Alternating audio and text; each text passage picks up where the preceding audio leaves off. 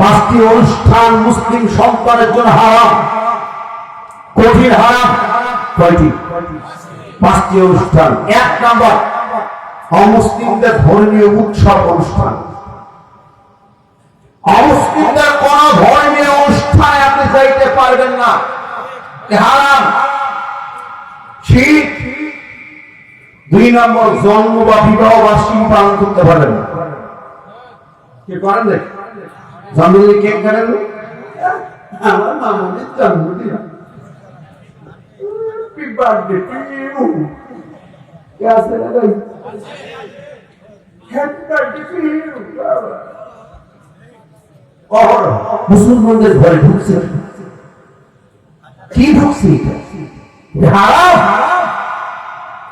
আপনার সন্তান হবে খাওয়ান, কেন এটা করে? আমার ভাইরা, মুসলমানদের জানা উচিত আপনার কোন ওরস বা মাজারে যাওয়া হারাম।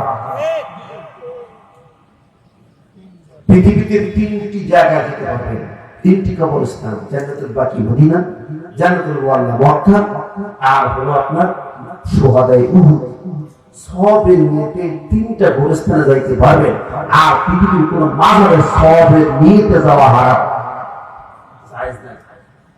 হ্যাঁ, আপনি সবজি যাচ্ছেন, মাজারে কবর থেকে সালাম দিলেন, দোয়া করলেন, করতে পারবেন, কিন্তু ওই জায়গায় গেলে সব হবে, তারপরে হবে, এই হবে, সেই হবে ইত্যাদি। দেখে বাবা একটা ভুল হবে, যাই বলে এটা ঠিক, কি ঠিক না ঠিক?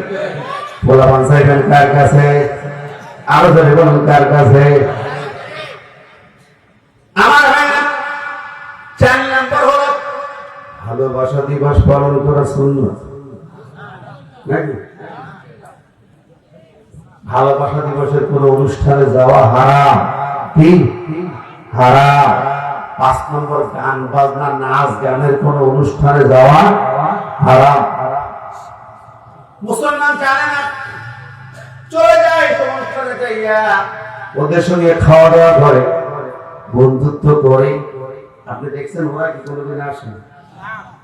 আপনি কুরবানির দিন বলেন তো, গোস্ত খাওয়ার দাওয়াত আসে কি? আসবে।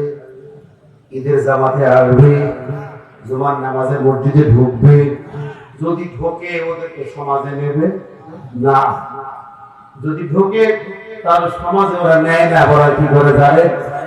যদি সমাজে উঠতে হয়, গোসল কবর তোলা দিয়ে গোসল করেই তারপরে ঢোকায়।